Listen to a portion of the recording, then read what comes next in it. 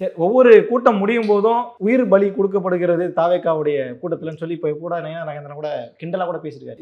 இது என்னதாங்க ஏன் அந்த மாதிரி இதை வச்சு கிண்டல் பண்றாருன்னா அவருடைய மனநிலையை யோசிச்சு பாருங்களேன். என்ன மாதிரியான ஒரு மனநிலை இருக்கும்? ஒரு இறப்பை வைத்துக்கொண்டு இப்படி பேசுறாரு அப்படின்னா எவ்வளவு கொடூரமான மனம் படைத்தவரா உங்க கூட்டத்துக்கு வந்தாதான் இந்த இறப்பு நடக்குதுன்னு கூடுதலா சொல்றாரு. அது உதயநிதி ஸ்டாலினுடைய கூட்டத்துக்கு போன வாரத்துக்கு 2 பேர் வந்து கம்பி மேல ஏறி கீழே ஒன்று செத்தாங்க. அதை பத்தி பேச சொல்லுங்க. ஏன் பேசல? ஏன் அப்ப ஏன் நயனா நாகேந்திரன் எங்க போயிருந்தாரு? டெல்லியில படுத்து தூங்கிட்டு இருந்தாரா? இல்ல கமலாலயத்துல உட்காந்து சாப்பிட்டுட்டு இருந்தாரா? என்ன பண்ணாரு? ஏன் பேசல அவரு? இப்ப மட்டும் ஏன் பேசுறாரு? ஒரு மாநில தலைவர் தானே நீங்க, ஒரு கட்சியினுடைய மாநில தலைவர் தானே. பொதுவெளியில ஒரு பத்திரிகையாளர்கிட்ட கேவலமான விஷயத்தை வந்து நீங்க எடுத்து பேசிட்டு இருக்கீங்க, பெண்களை கேவலப்படுத்தி பேசிட்டு இருக்கீங்க, ஒரு நடிகையை வச்சு பேசிட்டு இருக்கீங்க.